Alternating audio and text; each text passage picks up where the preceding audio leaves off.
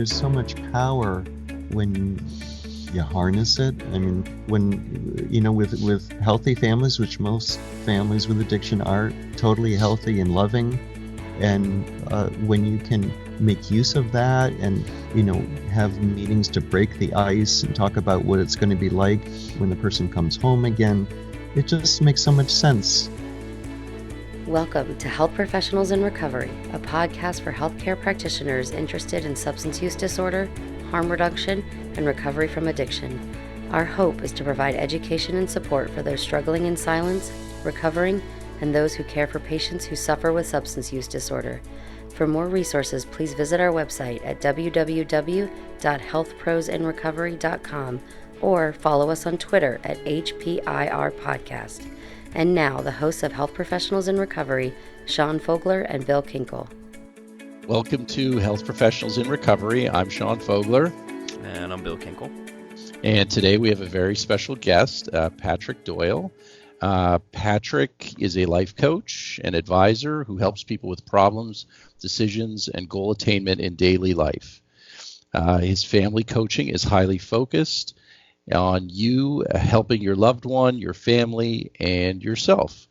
Patrick Doyle has been working with both families and individuals suffering from substance use disorders, depression, and other behavioral health issues for 30 years. He earned a master's in social work in 1986 from Boston College and is a licensed independent clinical social worker in Massachusetts. Patrick follows the NASW Code of Ethics. Patrick is a qualified substance abuse professional according to U.S. D.O.T. regulations. In addition to working as a senior clinician at employee assistance programs, Patrick has provided coaching in his independent practice. Patrick served for several years as Substance Misuse Consultant for the Boston Red Sox organization. And we're really excited to have him on the show today. And so welcome, Patrick. Well, thank you so much, Sean and Bill. I really appreciate the opportunity to be with you. Oh, we appreciate it too. I thought we could start by you elaborating a little bit about your practice, what you do day to day, and what some of your interests are. Absolutely. And one thing, if I may, I just want to tell you guys that I love your podcast and I love your advocacy work in general that you're doing and the way that you both are putting yourself out there. I mean, you really are my heroes, and you are really role models for people in recovery and for people who want to give back and through sharing lived experience.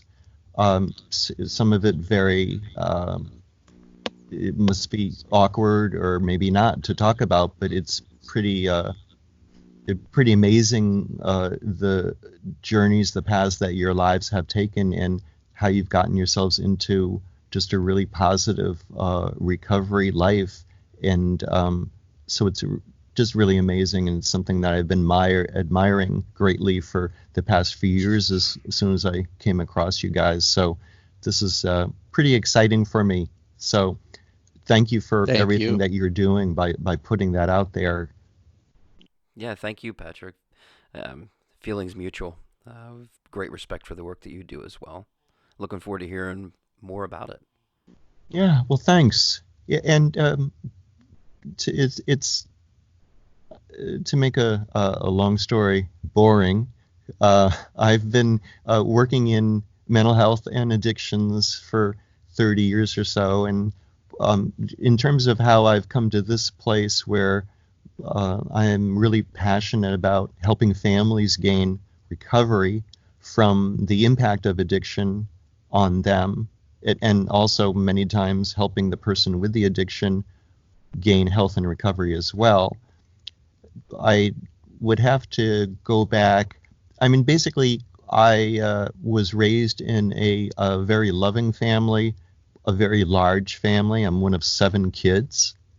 And so it was also a pretty high stress family environment. And maybe just having 7 kids and juggling everything, it was a lot of responsibilities on my parents.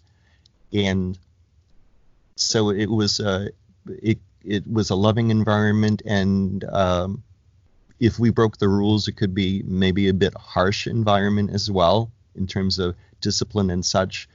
And I remember I remember back in the day, I wished that my family could have gotten some sort of professional help, maybe family therapy, family support of some kind, some sort of counseling help to help us, my parents and us, kind of manage the challenges of life. We never got that kind of help. And so when I got professional help myself through counseling, and started my recovery from depression, I got really interested in that whole process, and I was really intrigued by the therapeutic relationship and how counseling could be so helpful for people. Studied it in college and worked in the field, and decided that that was my life's passion, and felt like that was what I was meant to do with my life. And I wanted to give back, and I thought I might have a knack for it. Went to graduate school and worked on an inpatient dual diagnosis hospital unit, and became very interested in not only behavioral health, but especially addiction, and maybe even more than that, dual diagnosis, addiction when there's a co-occurring disorder. And then bringing up to more recent years, I've always enjoyed working with addiction. I've worked in a variety of settings, and I've always enjoyed working with families. And that was a family treatment, and family being involved in treatment of addiction was part of my early training. And I got to experience the power and the value of having the family involved. And as time went by, I wasn't seeing much of that family involvement in addiction treatment. And I wasn't seeing a lot of resources or assistance or help or relief for families that were really going through a very difficult time with addiction in the family. And so it occurred to me that it was an underserved population, if you will. And there are how many millions of families with addiction in them at one time or another. And so I've devoted my career to helping families gain their own recovery from the impact of addiction on them, and spreading accurate information about treatment and also about substance use and addiction. And so it's become my passion, and we've had a lot of success with the families that I've worked with, and it's very exciting to see a family go through a transformation and get into their own recovery. So we're getting really positive results, and it's just exciting, and I consider it a real privilege. I'm humbled by the ability that I have to have an impact in the health and recovery of a family that's really suffering. Yeah, I think the family is critical. It's a critical piece that's not discussed enough, and it's not addressed enough. I know for me, my family was critical in my recovery and still is to this day, and it's been 5 years. Awesome. And things really change, right? I mean, the individual is one piece of the puzzle, and often, the other pieces, there's just so much else there that affects everything, and even the individual, as they change and they get into recovery and they're changing, everything around them is changing. And it's like a puzzle where the shapes of the pieces are always changing. And it can be really challenging. And, I know, like, where I went to treatment, they had a family program, but it was, it was just, I guess it's what they could do, but it was, excuse me, just, it was about a week long. and you just can't do much, right? Like once you leave treatment, the real journey begins. And I don't think we do enough once people leave treatment to help families heal and address that. And I think it's really powerful, what you're doing. I think it's necessary. It's a necessary part of the solution. And so, yeah, it's amazing. I mean, do you find it's got to be really challenging? Like when I think about it, I know the family's a critical piece. And I know you've probably seen some, success stories, but there's got to be other challenges too, right? When you bring 2 or 3 other people in to the picture, right? Well, I can't imagine. I just can't even fathom what that must be like. Honestly, I mean, having gone through 32 treatments, 16 of them, I was married, and my wife wasn't a part of any of it.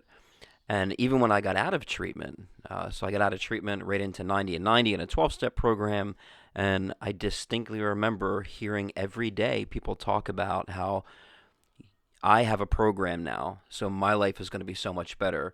But my wife, she doesn't have a program, and until she gets her own program, you're never going to be on the same page. And in some ways, it created this division. It wasn't until I sort of abandoned that and we started working together as a couple and started being really honest about what led to my substance use. What was addiction like? Why did I keep doing it? What was, what's early recovery like? What am I struggling with? Until we both got on the same page and started really dissecting what had happened and where we needed to heal. I mean, we would have been divorced, and I'm just still fascinated that nothing was ever done to bring us together, to at least prepare for that.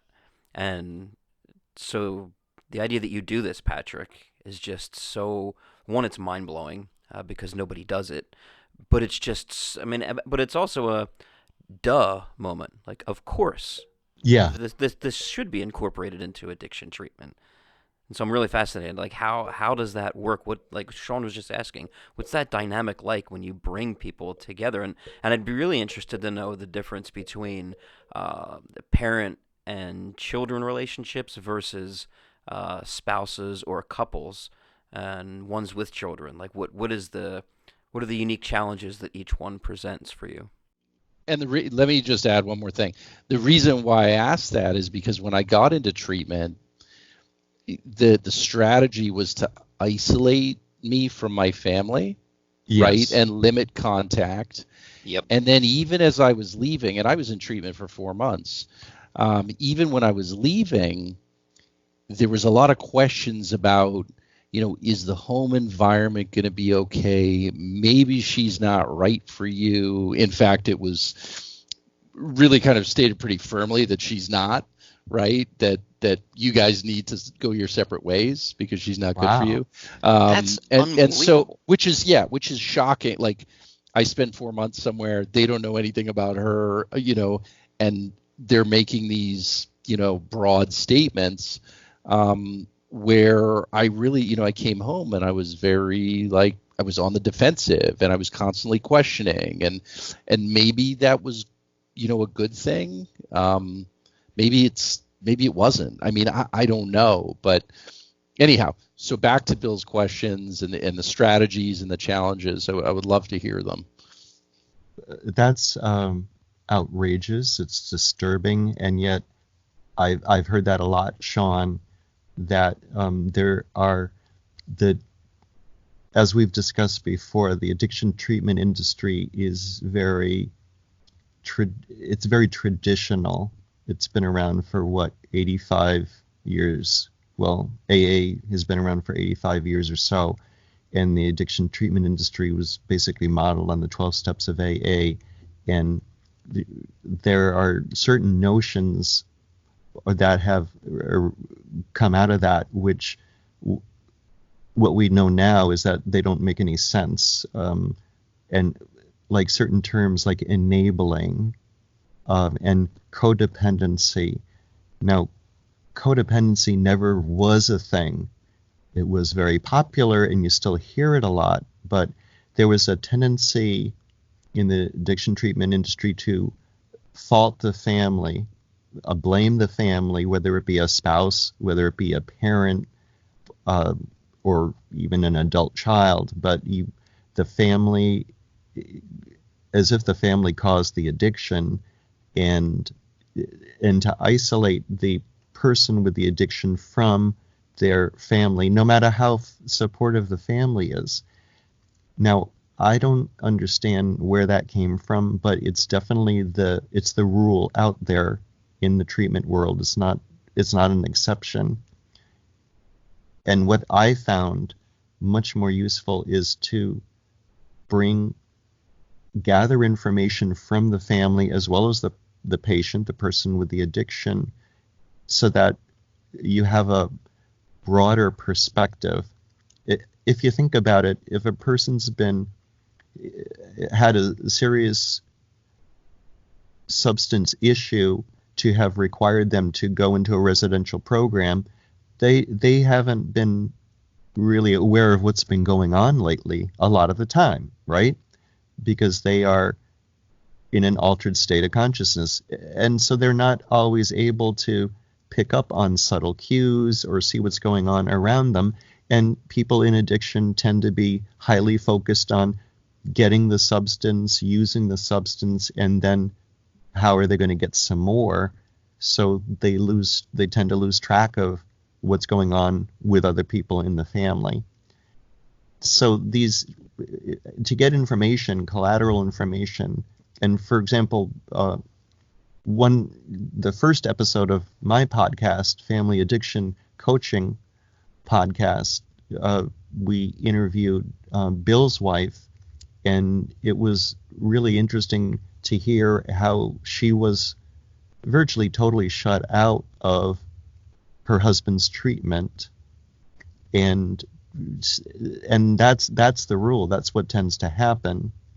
And so how an individualized treatment plan can be developed without having collateral information from credible sources such as a loving family, how you can develop an individualized treatment plan, I don't know. I don't know that there are a lot of individualized treatment plans that are really developed.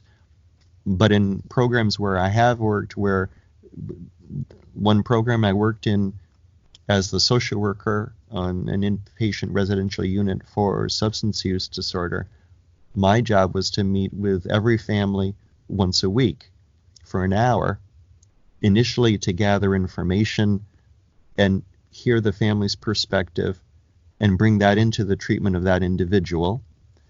But also beyond that, it was supporting the family, helping them understand about the current treatment plan, helping them understand about the needs of the patient when they were approaching discharge and what was going to happen after discharge. And we saw so much benefit from doing that. And for example, people in early recovery, they generally are, for the most part, they're generally feeling fairly positive about their recovery. They're feeling pretty good. They're feeling better than they have in a long time, maybe. And when they are discharged and they go home, they don't understand why people are still mad at them, because, I mean, they've left the past in the past. And so if they're getting any kind of like tension or distance or anger from family members that the behavior of addiction might have been harmful to, they don't get it. And that's understandable. And the treatment programs, they don't really prepare people. So one of the things I started doing when I was working with the patients was just educating them on that and say, it'll really be helpful if you understand that while you are feeling good, positive, optimistic, and that's really useful in early recovery, stay with that. It's also important that you understand that when there's been a pattern of collateral damage that the addiction has caused, not only did it hurt you as the patient, but it's hurt your family. It takes time for people to come to terms with that and to even understand it.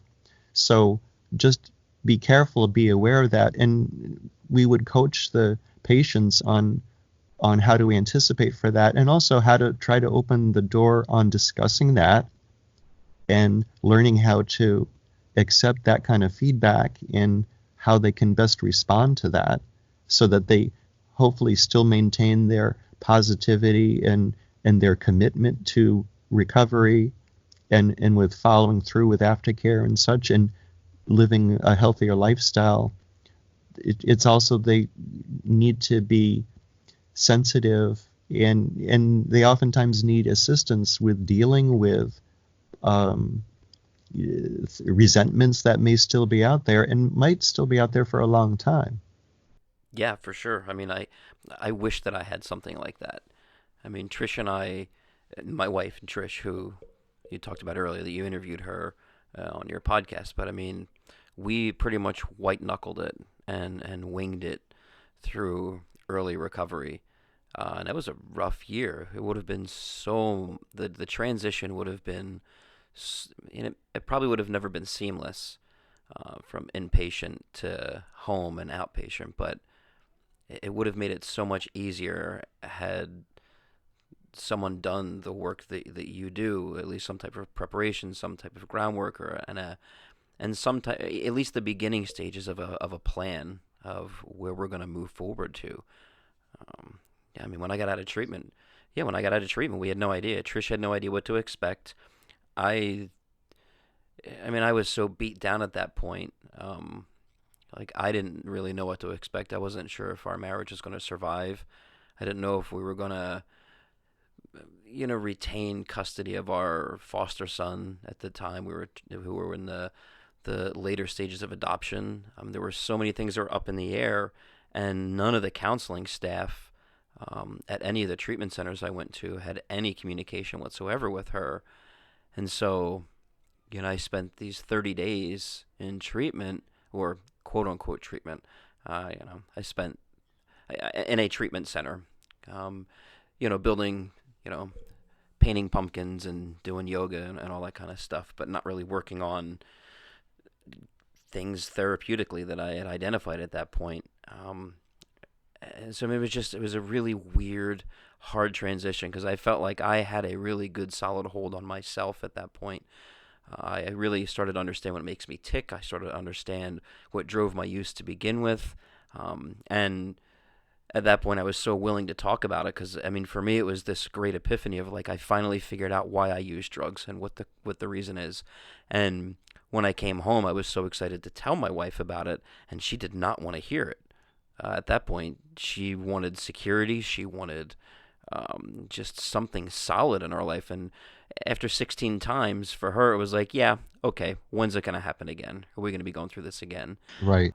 So we were on completely different ends of the universe. And, I really don't know how we survived, because it should have fallen apart. That shouldn't have worked. Right. I mean, I think that's why I go back to so many times about what drives my recovery and what sustains my recovery, and what was the initial catalyst was our love for one another, like her unconditional love towards me and mine towards hers, and a commitment that we're going to get through this. But my gosh, how do you overlook that as a counselor or a therapist or a clinician? It boggles my mind how that was overlooked. Yeah. I think the answer is as simple as most of the staff working in residential treatment facilities have virtually no training. They don't have advanced degrees. They don't get good supervision, and most of them are in recovery, pretty early recovery, and they feel good about recovery and how they got sober, and they feel like they can share that with other people, and so that's understandable. And the facilities, it's not an insurance reimbursable type of service to get family involved in the treatment. There's no CPT code for that, getting family involved in treatment. So they don't get paid for it. So it's all overhead cost. They don't understand how important it is, because of their limited training. And so that's what happens. And I agree with you, Bill. It's really amazing how you both and your love for each other and the health that you each had, even though you might not have felt very healthy just leaving the program, but there was obviously health, and there was something inside of you that kept you working at it, and also within your wife that kept her working at it, and somehow you found a way to learn how to trust in to overcome that despite the odds. So you guys did a great job with that. Many people, maybe even most people, they don't fare so well. And you did ask earlier about spouses of people in treatment. And what we're seeing is that there's not much, if any, recognition or any support given to a spouse of someone in treatment. The whole industry and the current narrative is that people become addicted when they're, 15 years old to 18 years old or so, and that the vast majority of people with addiction are teenagers, maybe real young adults, before people are likely to get married. And that's not the case at all.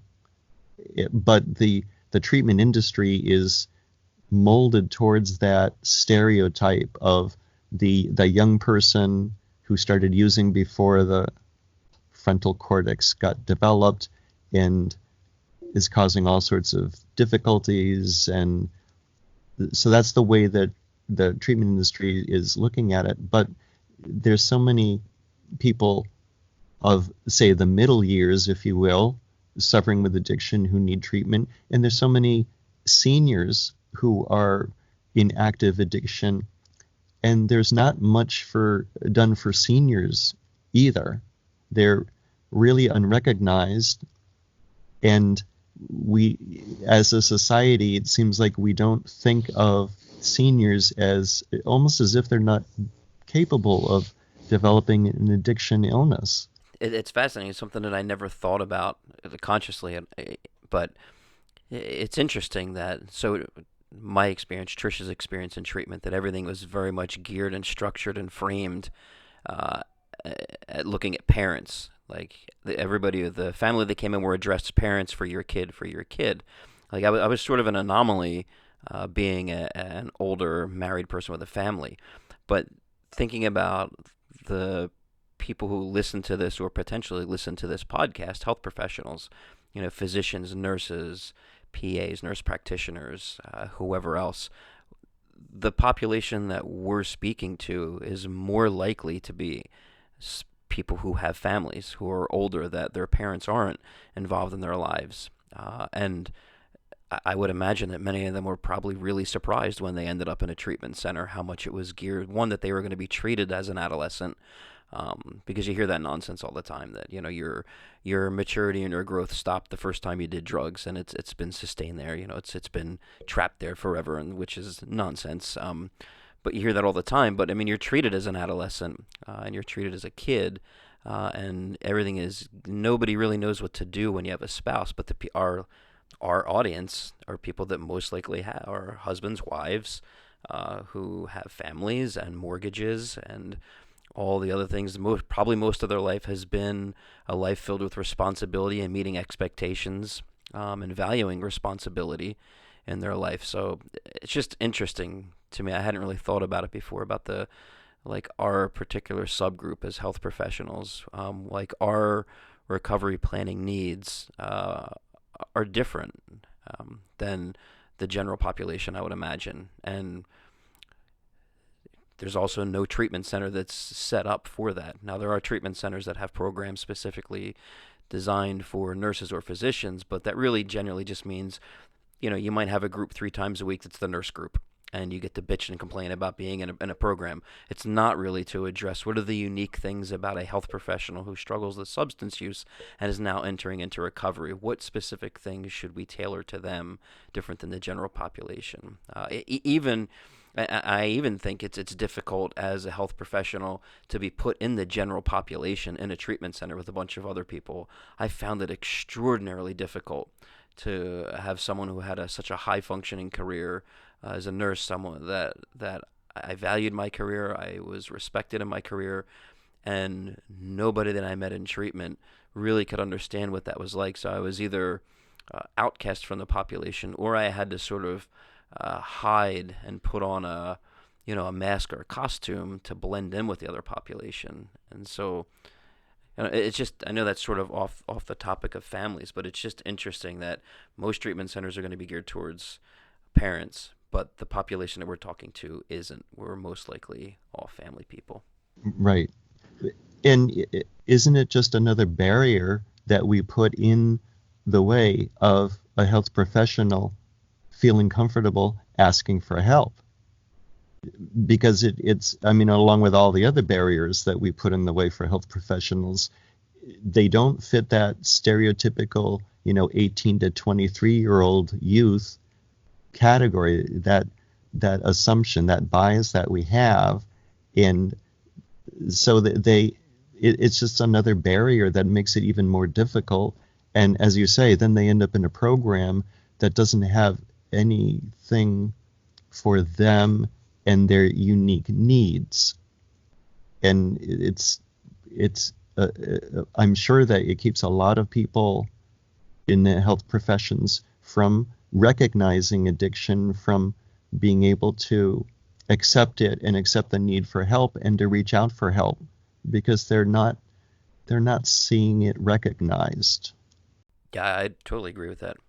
Yeah, I have a little different take. I actually, when I went to treatment, looked for a program that did not have health professionals in it, because I didn't want to be seen as special, and different. I just wanted to be like everybody else.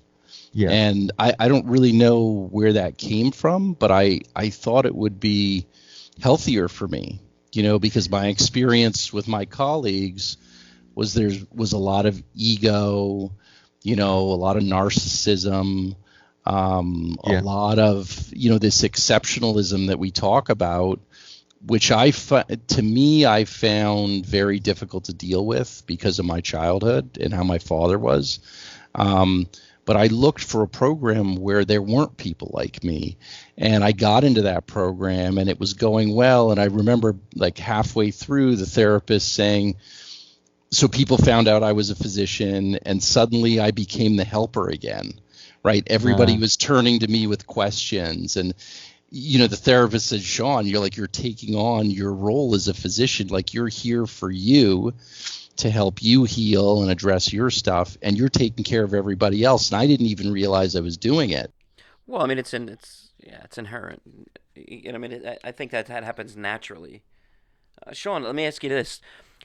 Before you went into treatment, had you ever gone to any like mutual aid, like 12-step meetings or anything like that beforehand? Didn't know what they were. That's fascinating because in my 40s with a raging substance use disorder and didn't have a clue. And I remember getting down to Florida where I went to treatment, and then them taking us on a bus to the first AA meeting and going to this big room, and there was like a disco ball in the middle of the room.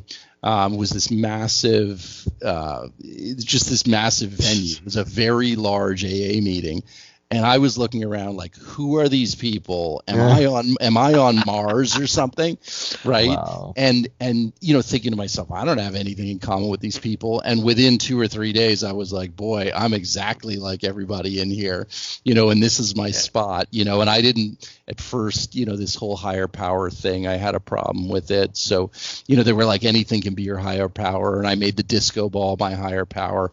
Now, eventually I came along. Well, it's great. Well, I Yeah. still was out of my mind. I had been Yeah. using stimulants for a long time. Yeah. And it took me a while to come down, but the fog didn't really clear for 30 days, and the family was an aside. And I mean, in the defense of the program, and I think families are important, we have to deal with it, but in defense of the program, like I did need to kind of be selfish and just focus on me at first. Now, I thought the 2 15-minute phone calls a week seemed pretty strict, but I thought that was just the way it is until my roommate, who had been in prison, said, "You realize you get more phone calls in prison." And then I was like, wow, this is bad, man. right? Yeah. It's true. I mean, the reason I had asked though is with you saying that you didn't want to be different, you didn't want anything special. I was wondering if it was related to the you think you're terminally unique kind of nonsense that you typically hear in recovery circles, and that I was wondering if you were just conditioned already to think there's nothing spectacular, there's nothing unique about me, I'm just like everybody else. That was the reason I asked. I wanted to be like everybody else. I didn't want to be the helper. I was tired of carrying the weight, my own weight and everybody else's weight. And I didn't know how to ask for help. I didn't see it modeled. My colleagues didn't ask for help. In my family, people didn't ask for help. It was suck it up, and just, keep moving forward. Whatever it is, you don't know the answer, make it up. All the classic stuff. But I wanted to let go of it. I really, like, when I went into treatment, I had never been before. I was ready to let it go, but things were bad. I mean, my wife was leaving, understandably. She was ready to take the kids and leave because, the way I was behaving was very toxic and very damaging, and I wasn't even aware of it. I always say I remember her standing in the kitchen looking at me. "I don't even know who you are anymore. I don't recognize you." And me saying, "What do you mean it's me?" But finally having the realization that, wow, something is wrong, really wrong, because I don't even recognize that I am not me anymore, right? Like, I believed her words that you are not yourself anymore. I finally believed, and that's when I was like, okay, I gotta get help, and I went away, and that was a powerful thing. And for me, I think I did at first need that separation from family. I think family became really important and is still important to this day, to fuel my recovery and stability and having that, unconditional love. But I think early on, and I was away for 4 months, I know it's a long time, but I needed it. I did need, when I was down there, I wanted to leave every month, but the fog didn't clear for 30 days. And then I really got, just got started to work. And then 4 months in, I was ready to leave. But then the real work, just begins when you leave. So, like you said something earlier, Patrick, about this stuff takes time, right? And it really takes time. And we all, especially me, like, I want it now. Right. And I want things to change, and it'll be like, okay, the past is the past. But I wasn't even aware of the damage that I had caused. And even today, I occasionally get glimpses of, wow, I can't believe X or I can't believe Y. Like, I'm still gaining insight into how my behavior affected things around me. It takes a long time, and the healing takes a long time. And it is an up and down, it's a journey that's up and down, and still goes up and down. I think it's going to be a lifetime, right? But, you keep moving forward and growing, but you have to be like, I hate these AA slogans, but they say like a slow recovery is a good recovery. And I do believe that to be true. I really did. At first, I didn't understand it. I didn't want it to be true. I still today don't necessarily want it to be true, but it's really true. This stuff is, and if you think about it, it makes sense, right? Like, for 40 years, I was acting a certain way, had developed these survival strategies, and, in a few months in treatment and a few years of recovery, I think everything's going back to normal. Like, that's just Right. It doesn't make any sense. It's going to take time. Yeah. So I think patience is, I'm learning to be patient. I'm not very good at it, but I'm learning to be patient. The valuable skill, valuable talent, being patient. And if I, not to interrupt, Sean, I think it's interesting in hearing each of your descriptions of what was important to you when you went into treatment, Bill and Sean. It reminds me of how important it is to have individualized assessments and to offer patients multiple paths, including how much family involvement they would like. And so for Bill, family involvement would have been a tremendous asset and would have really contributed to the treatment.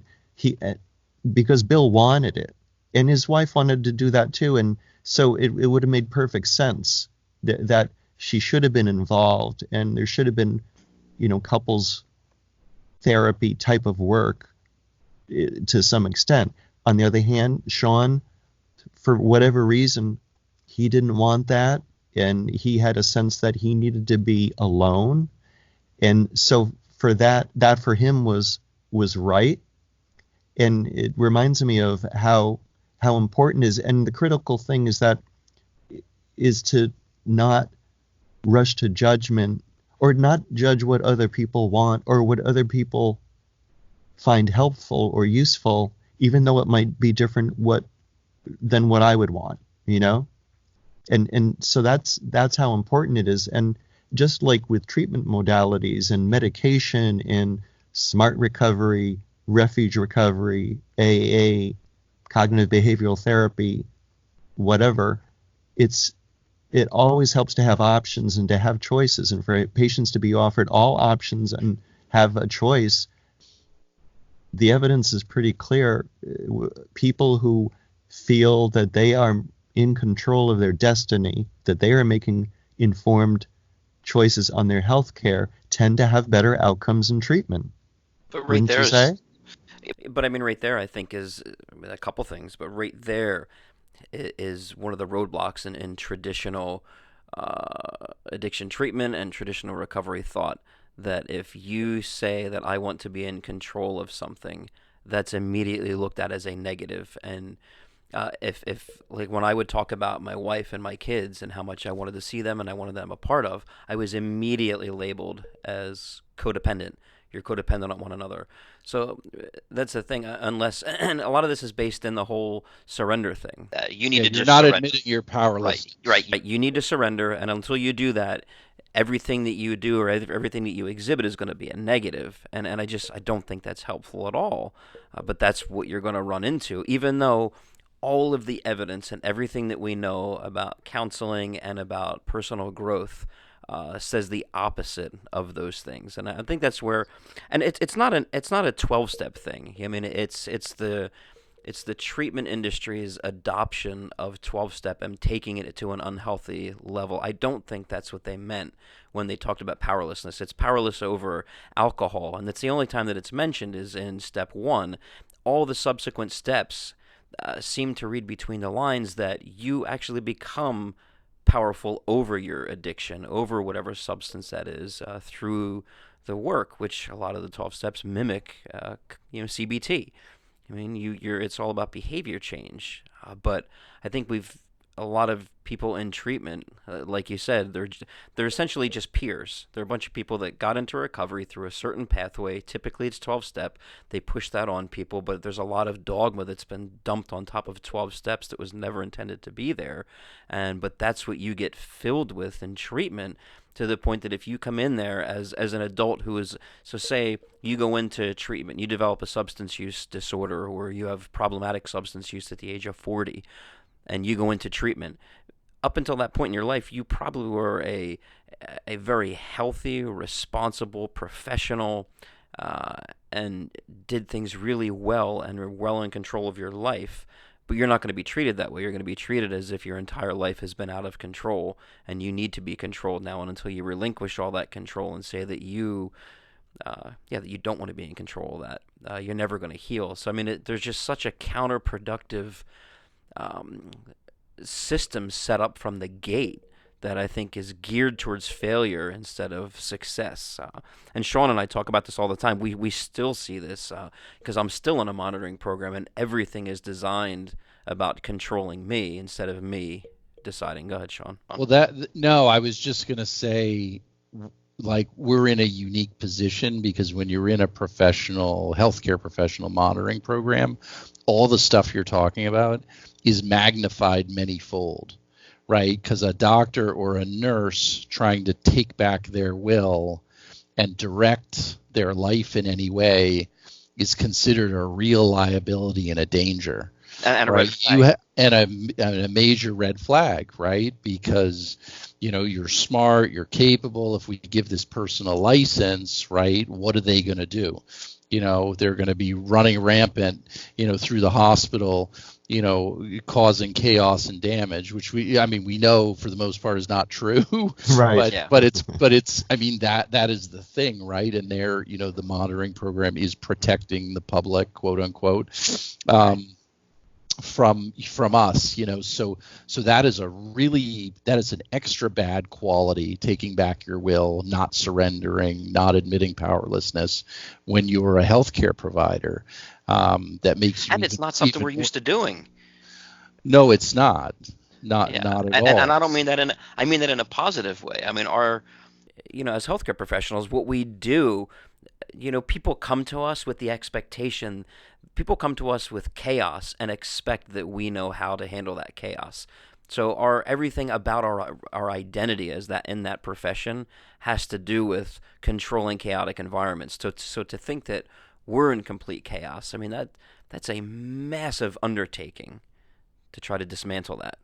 Well, it's like everybody is treated to the extreme. Like, there's just an assumption that you were at the extreme end. Sure. And you've got to squeeze everybody, like Patrick, you were talking about having many paths, right? I mean, that's the way. Yeah. But health programs, there is one path, and that path caters to the most extreme situation or clinical case. And as long as you go through that, everything's fine, because there's just no gray. It's like it's all or none, and that's just not how substance use disorders work, mental health, issues work. Everything's on a spectrum. Everything's on a spectrum, but that's not how that's treated. And one of the things I heard you talk about, Patrick, just shifting gears, is your mindset seems to be very harm reduction-y, so to speak, which I love, clearly, and I know Bill loves too. And it's just like when I hear you talking about, you're basically saying meet people where they're at, show them many paths, guide them, build power within them to make choices that are right for them in their life. Like, I love this stuff. Is that like common in a family therapist? Because it's something unique, something really special that I don't think I've heard before. Yeah, I wish it was common. I mean, it's interesting. You hear it, like in the social work profession, one of their values is meeting people where they're at and empowering people, and the whole concept of self-determination is a core value of the social work profession, which is one of the reasons I'm really happy I trained in social work and why I became a social worker, because I really believe in that.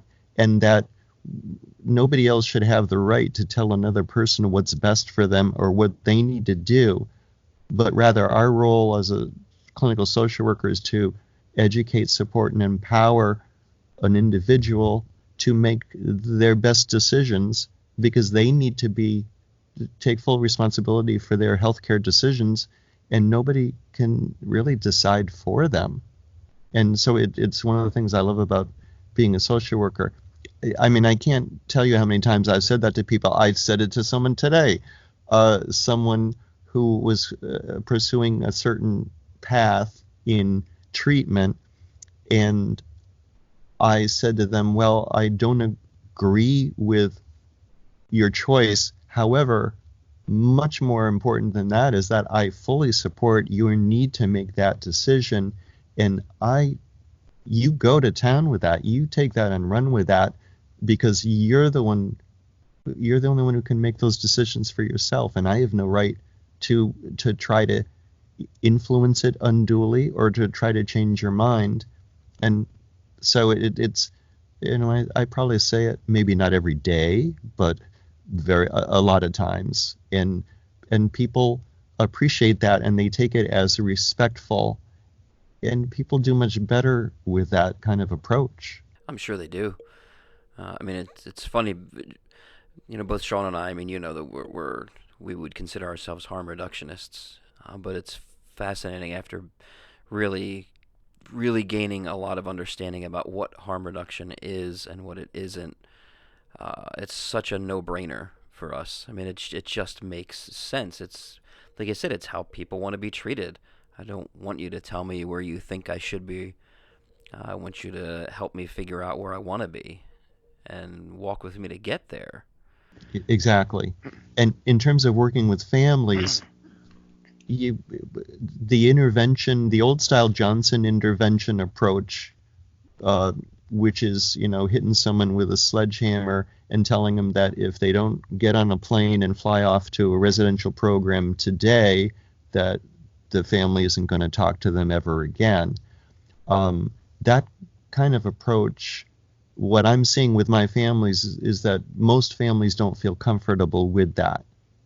And maybe, I don't know, maybe those are the families that are attracted to something like family addiction coaching. They don't want to give up on a person. They want to continue to have a relationship with their loved one, regardless of whether the loved one is in recovery, is agreeing to treatment, or even wants recovery. They still want to have a relationship. And I oftentimes use the analogy, suppose your loved one had HIV and had developed AIDS, and for whatever reason was refusing to get treatment for the AIDS. Would you turn your back on your loved one? Would you kick them out of the house? Would you cut off any kind of financial support to them? And the families invariably, they say, well, no, why would we do that? I said, bingo. Think about addiction in the same kind of way, and that, let your heart guide you. And so these families, when they hear that there's another approach other than detachment, which is a big part of Al-Anon, versus the Johnson intervention model, which is controlling that other person, they love hearing about this harm reduction option. And it's you can see the relief coming from them. You can see it over the phone. I do all this work over the phone, so I can't literally see it, but you hear their sense of relief, that, and they want to learn more about this. Yeah, I still want to have a relationship with my husband, with my wife, with my son, with my father, even though they're not buying what I'm trying to sell them. How can I do that? And we're having a lot of success with that. And that's a real strong part of the family recovery approach. And we teach families how to accept that other person for however they are, whatever their choices are. And that also allows the family to, while they're accepting that, it allows them to turn some of their attention and focus back onto their own self-care, which really helps a lot, because as I explained to the families, you can, maybe you can help your loved one with the addiction if you're not taking care of yourself, but it's a lot harder to do, and a lot of people can't do it. If you can take care of yourself and have a healthy lifestyle and have a boundary and draw a line over and make a decision about what kind of support you're going to offer, then you're going to be much more available to that person with the addiction, no matter how they respond to your outreach. And you won't be so angry, you won't be so resentful. And if there's a family or a client family that I work best with, that I see the best results from the family coaching, that's the family. They don't want to give up. They don't want to reject the person.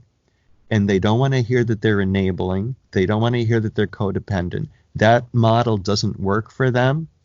So when I explain to them there's no such thing, it's such I hear the sighs of relief on the phone.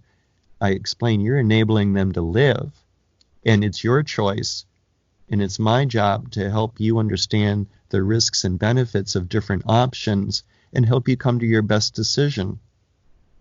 And just a quick, interesting story aside. Sometimes I'm faced with a family situation, and there's some people in the family who are supporting a certain kind of approach, maybe the intervention approach.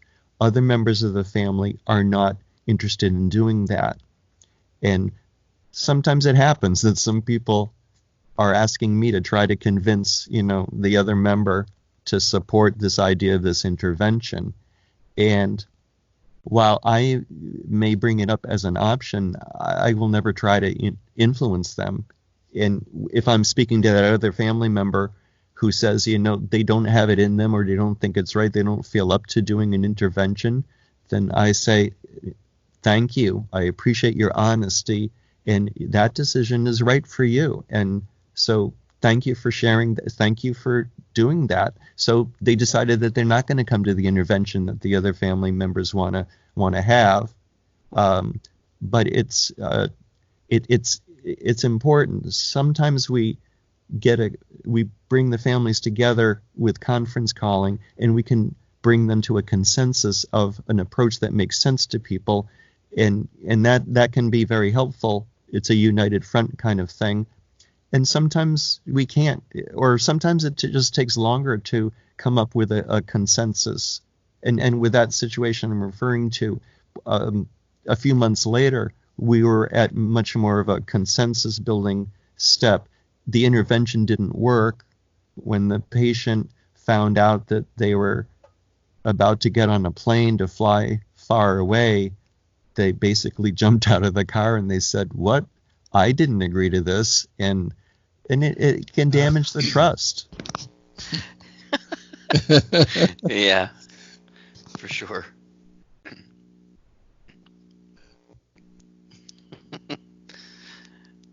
That's a great story, Patrick. Yeah.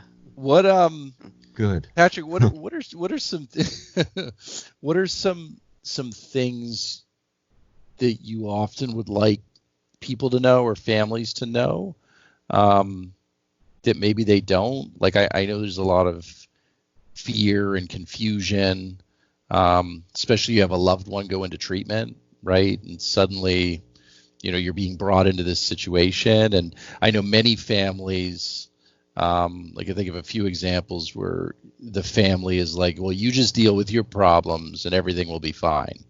And obviously it's a lot more complex than that. Yeah. I mean, how do you deal with that?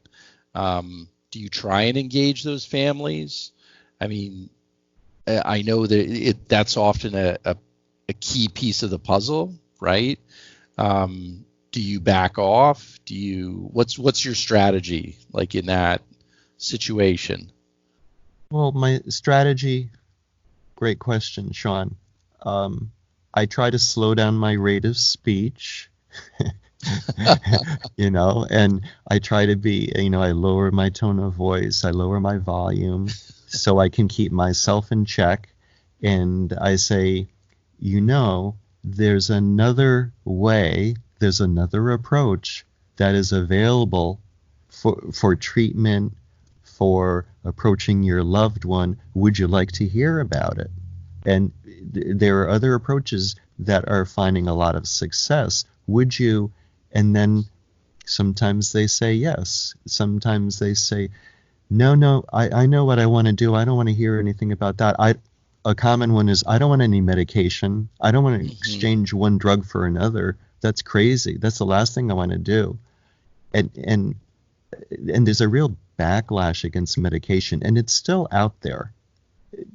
I get calls all the time from people who want to get into treatment, and I always broach the idea of, especially with opioid use disorder, about how medications have been proven to improve the mortality rate by 70%. And usually people don't want to hear it.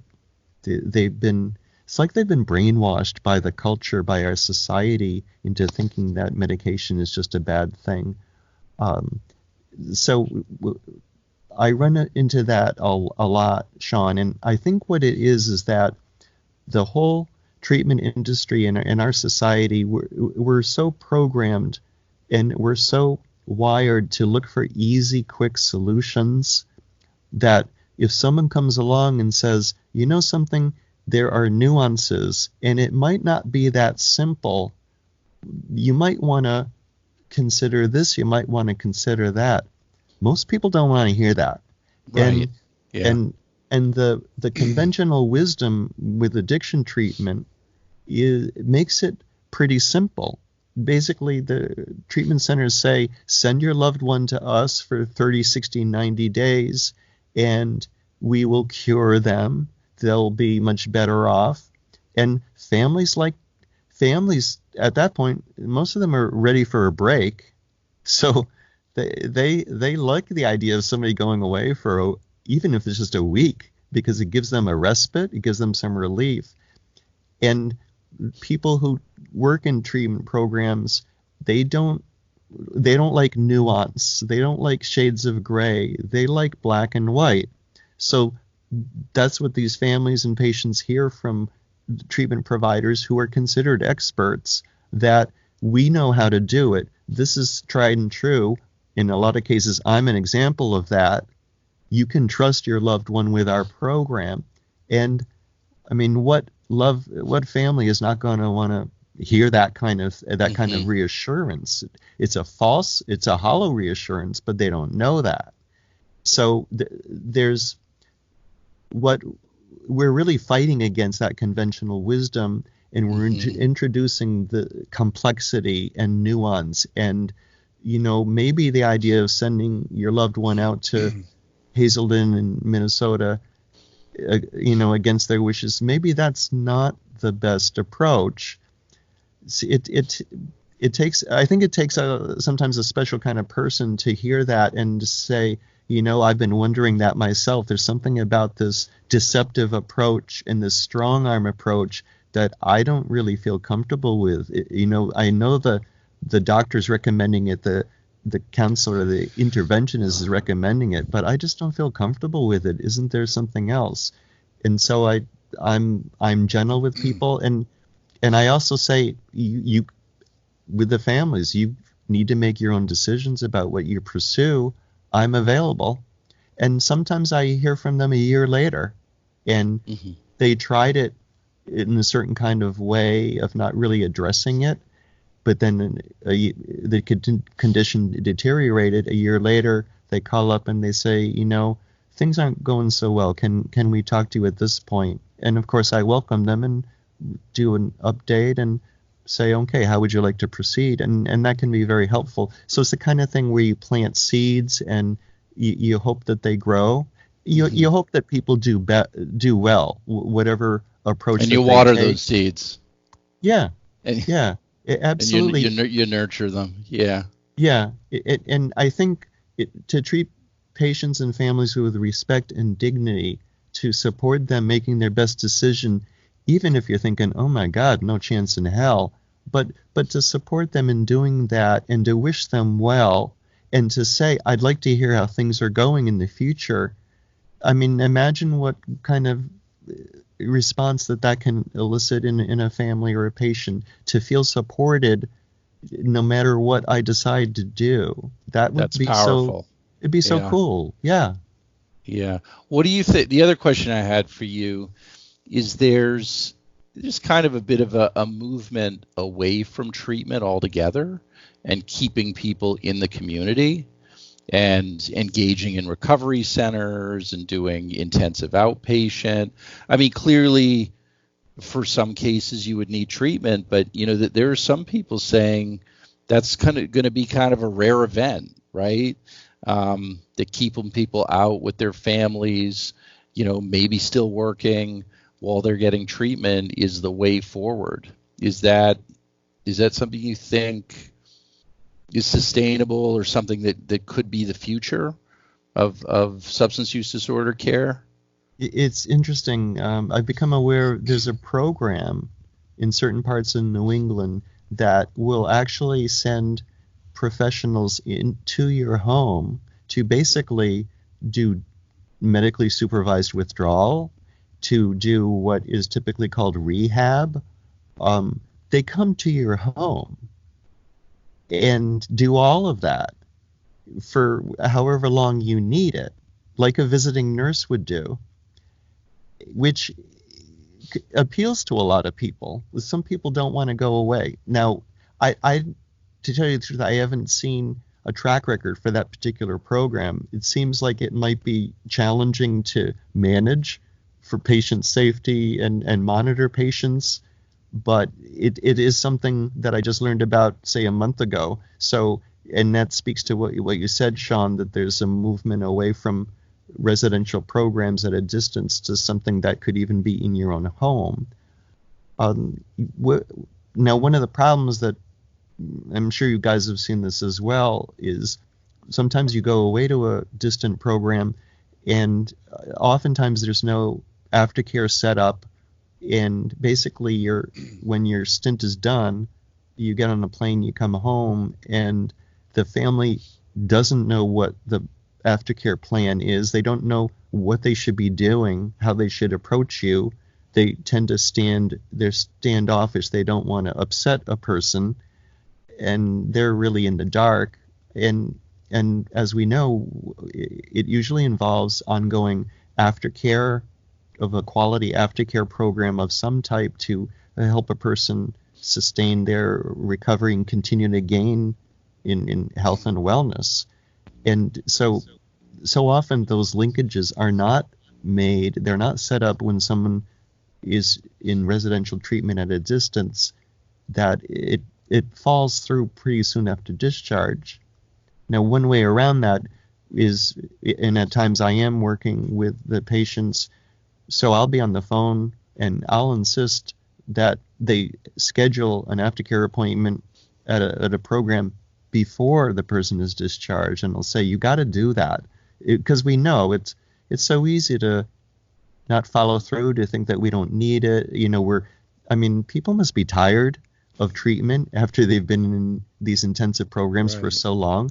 I mean, it's probably the last thing that they want to think about, just, being human. But I guess, I don't know. It's so funny how, like, the anxiety that rises up in me and that my blood pressure goes up points when we start talking about, like, aftercare. Because in my mind, what I hear is, again, this is based on my experience, but it's been repeated over and over again. The aftercare, I have never had, like, you did use the adjective quality. I have never had quality aftercare. All of the aftercare that I've ever gone to was, you go from inpatient to step down to partial hospitalization, down to intensive outpatient to general outpatient. And it's really just an extension of what happens in the treatment centers. It's essentially 12-step facilitated groups, and heavily influenced. And it was just a gigantic waste of my time to go to these. I don't mean that in a like, I mean that completely seriously. Looking back, I was laughing at the wording, Bill. Sorry. No, but that's a first. My life today would be so much better had we invested all those hours into quality, group counseling, or couples counseling with my wife, individual counseling with a reputable, trained, decent, educated therapist who understands trauma, who understands vicarious trauma with healthcare professionals, all the different complexities that drove my use to begin with, or maybe not drove, but increased my vulnerability and susceptibility to developing a substance use disorder. None of the 12-step facilitation stuff, well, not none of it, maybe a very teeny tiny piece, if I had a skilled counselor, would have helped on some level, but not to the degree had it been if my aftercare plan wasn't just, let's check off IOP and make sure Bill goes, but you know what, Bill could really use a real therapist. And we don't do Imagine that. A highly skilled, highly trained, experienced therapist who meets you where you're at and helps you make sense of rebuilding your life. That's blasphemy. Can you imagine? Can you imagine the Well, possibilities? and that's why we need to be measuring outcomes long after people leave treatment, right? We need to be looking at that time period, not just, all right, thank you very much, we got the cash, good luck, here are the meetings in your town. Right. It's much more than, because the quality of the program, really is, those outcomes in the first year, 2, 3 years, say a lot about the program you went to, but it's your life too, right? And so, how you manage things and giving you tools and quality therapy, everything you just said, Bill. I mean, it's we're missing the boat. We're looking for the quick fix. Yeah. Well, and everything revolves around substances. Right? It's all about, listen, you just got to stop the drugs. You got to stop using. You need to be abstinent. Everything revolves around the particular substance you're using, not the underlying reason. So it makes absolutely no sense whatsoever to get people to stop using a substance, but not even address, but a lot of times we don't even identify why is it that you use in the first place, and then start developing a plan. And I think the two should be in combination with one another, and that's where harm reduction can fit in. That, okay, they're probably going to keep using. How do we keep them from how do we keep them from dying as they're using? Well, that's your coping mechanism, right? Sure. If you're using the substance to manage trauma, pain, whatever it is, and you take it away and you don't give somebody anything else, that's malpractice. Tools, strategies. Well, that goes on all day, every day. Yeah, well, I know it is, but I'm just saying, I don't think anybody has ever called out the way that we do addiction treatment and saying, what you're doing is cruel and it's horrific punishment for people, and we wouldn't do that to anybody else. And it constitutes malpractice and probably criminal behavior. And it may put the patient at higher risk of not only resumption of use, but also of suicide. Absolutely. I mean, if you think about it, if you can't use the only friend you feel that you've had, and your way of coping and getting through the life and, going to the job and dealing with all the BS that we have to deal with every day, if your only coping strategy is gone, is that a life worth living if you don't have anything to replace it? Yeah, I mean, I think we've already answered that. And I don't know about Sean. I believe Sean's in the same boat, but I've lived it. I mean, I sat there in early sobriety with a gun in my hand thinking, I can't do this because I cannot live with the emotions, especially because sometimes in treatment what happens is people tinker around in your head who are untrained and unskilled, and that should have never been tinkered with. I mean, the last treatment center I was in, what they would do is they had a trauma group that was optional, and if you wanted to go, what they would do is they would sign you up for an initial EMDR session. They would do the first EMDR session and then say, okay, now when you're discharged in a couple weeks, you need to go find someone to finish the treatment. And the first EMDR session is completely unpacking all this trauma. I mean, how is that a good idea? But that's what we do, typically. That's malpractice. Unbelievable. Yeah. And they don't even, you're not even connected with one. It's like, okay, go find one. Just Google it when you get out. And a lot of times they do the initial session is in the first week or two of being there. So you've got 2 to 3 weeks of still sitting in treatment. Now with all these, memories that have been unpacked and are now front and center, and you're trying to manage those emotions. I mean, that's pure torture to do. Plus, your brain is trying to heal. That too. As Sean described, he was in a fog for at least a month. Your brain is trying to heal. You don't want to mess with a brain that's trying to heal, do you, Sean? No. Definitely not. No. Yeah, Definitely like not. mad scientist stuff. Yeah. I read something on Twitter, my favorite source for accurate and useful You're not alone, information. Absolutely. If you follow the right people, that's the only way to find out. But it's a physician, an addiction board certified addiction specialist physician.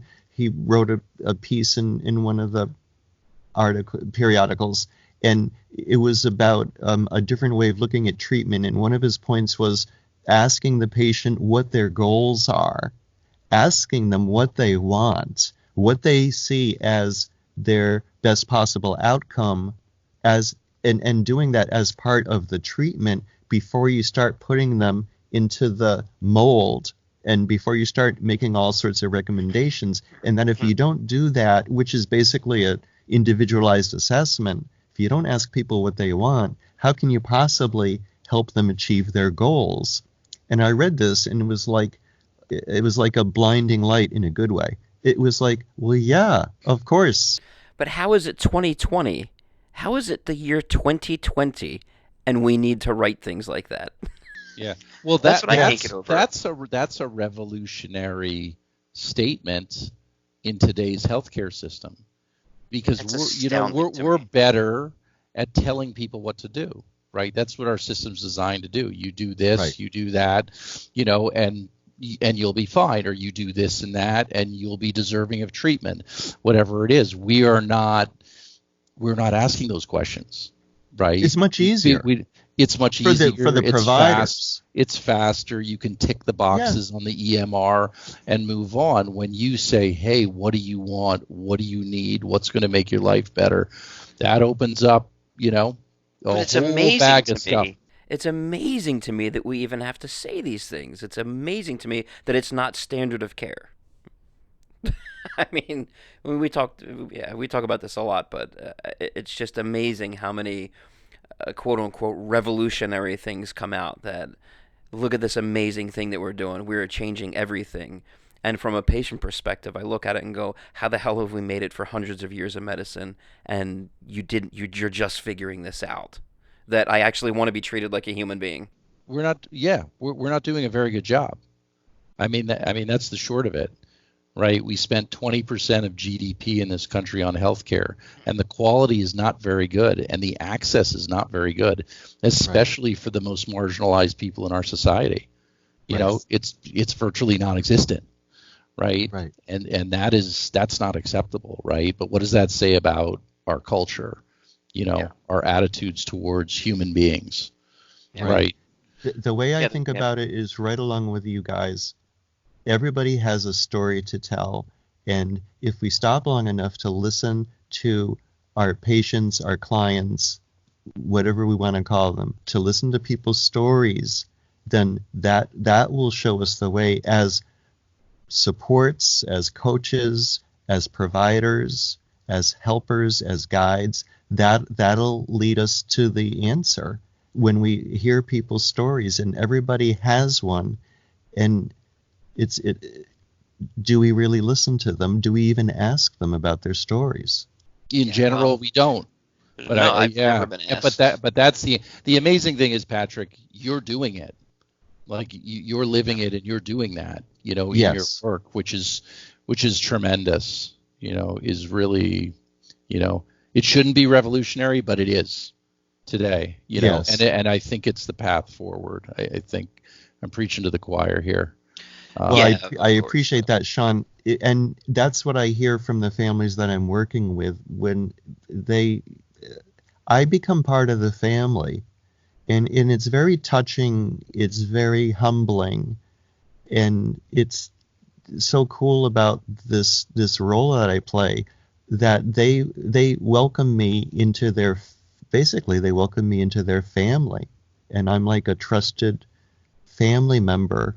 We develop these really close relationships as a coach with the family. And it reminds me of, I came up with this analogy. It's like, if you're shopping for a used car, would you just buy a used car based on what the salesman told you?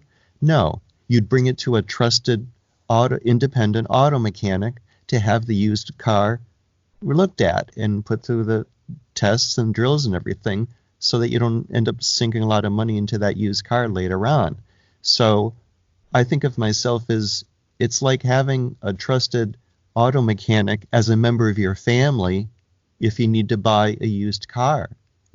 And the trusted is a critical piece, because it's so hard to know who to trust. But with a family member who's an expert auto mechanic, you're golden. You bring the used car, and your loved one will tell you whether it's any good or not. And so that's an analogy. That's how I think of myself. I'm the trusted auto mechanic in the family. Yeah, it's a great way to look at it, I think. Yeah, people find it useful. Especially because it's such a I mean, it's just such an abstract and such a nebulous world. If you have no clue about addiction treatment and you put it into a search engine, and the stuff that comes up, I mean, they all quickly seem to look the same. There's no way to tell quality. You have all these goofy certifications and accreditations that a lot of them don't mean anything. I mean, it's just such a scam industry. I mean, you need someone to guide you through that. Yeah, and everybody.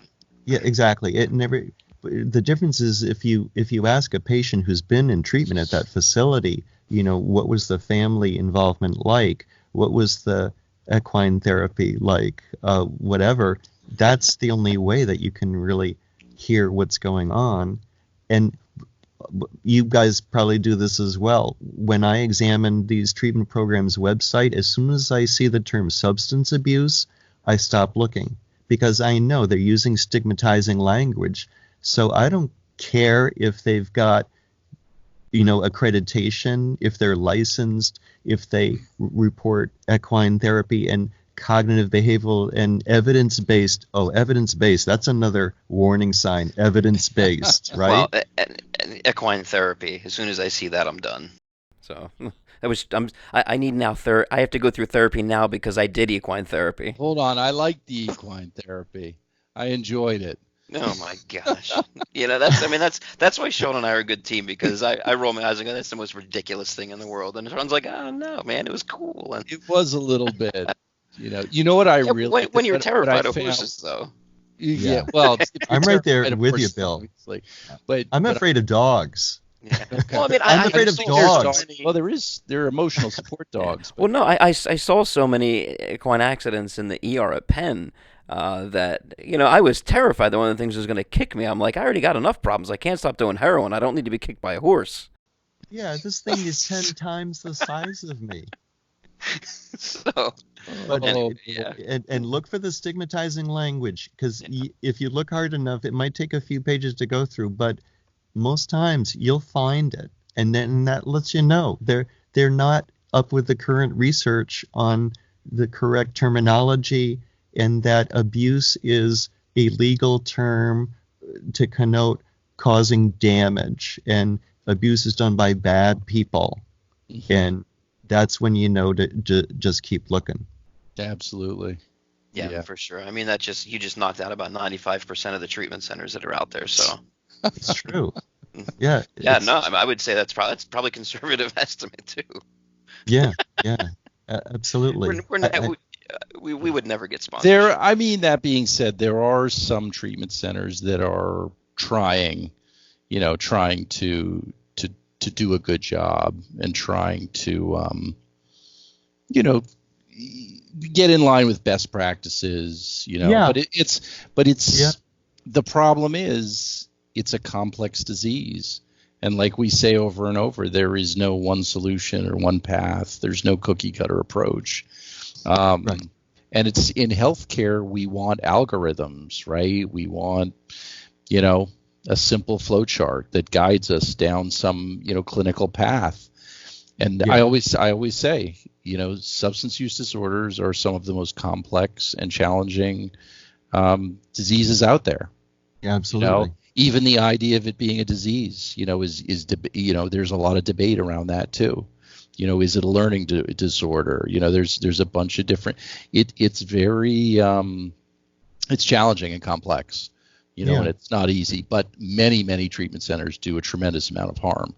I think many are trying to do a good job, but it's hard wading through, pulling the weeds apart and trying to find, especially when you're hurting or a loved one struggling, or if you yourself are struggling, to find the right place, Right. And I ended up, I think, overall in a good place, despite some of the things, my comments.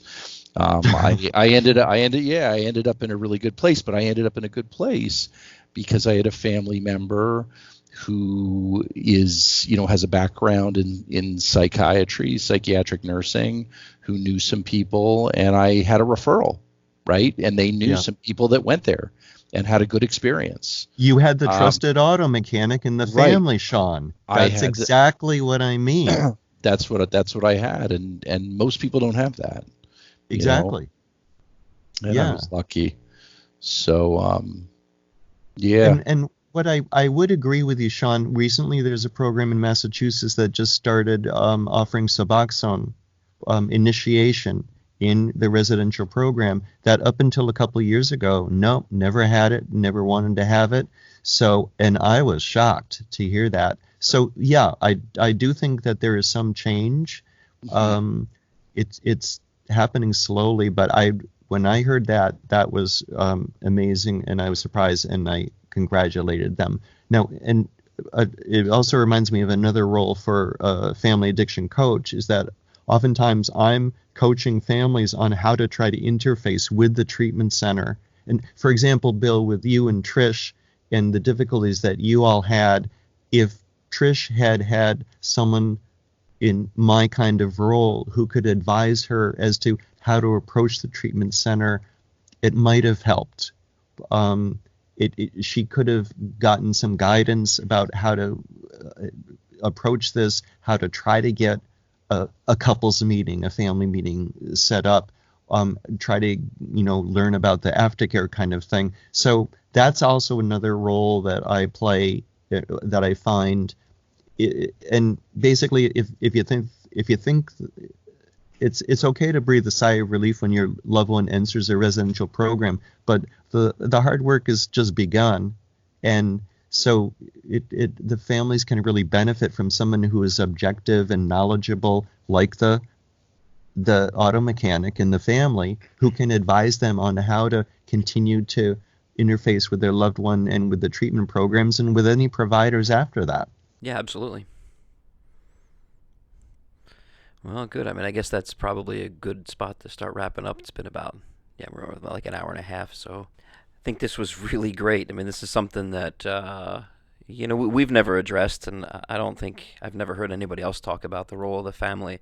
It's usually an excluded role, and for both Sean and I, it's been critical in our recovery and in our family's recovery. I mean, I think Sean's probably in the same boat I am, that we don't really identify as a person in recovery. We're a family in recovery.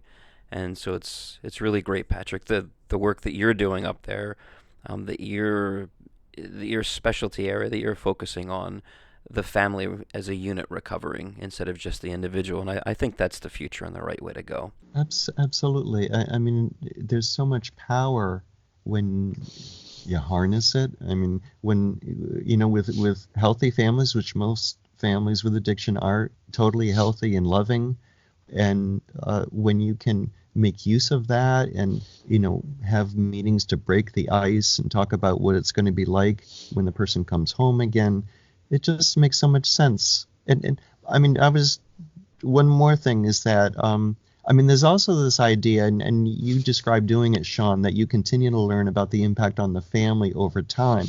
And that's so positive. It's so healthy that you're addressing that you're dealing with that. And I think a lot of people don't, even though they may be in a recovery, but it's kind of like, that's tough stuff to look backwards and to be addressing, hurt feelings or, things that we might have caused another person to feel hurt or betrayed or whatever. I mean, that's tough stuff to deal with. And so good for you that you value that and that you're open to that and that you are still exploring that. And it sounds like you always will. That's really great stuff. That's really healthy. Yeah, we agree. And so Patrick, thanks for coming on. We really appreciate your insight and you spending the time with us. And so I guess, how can people reach you? How can people hear your podcasts? Patrick at, let's see, well, probably the simplest way is to go onto my website at familyaddictioncoach.com, and they can find my podcast there. There's also a way to reach me, reaching out with a web contact. My phone number contact is on the website as well. So it's familyaddictioncoach.com. Great. All right, well, we'll put links in the show notes so that people can get in touch with you. And so, yeah, once again, just thanks so much for coming on. This was a boatload of fun to chat with you. My pleasure, and I'm glad that I could contribute. Thank you for listening to Health Professionals in Recovery. Please visit our website at www.healthprosinrecovery.com and subscribe to our podcast on iTunes. You can also follow us on Twitter at HPIR Podcast. If you are struggling with substance use disorder and need help, please call the Substance Abuse and Mental Health Services Administration at 1-800-662-4357. Take it from us, people can and do recover.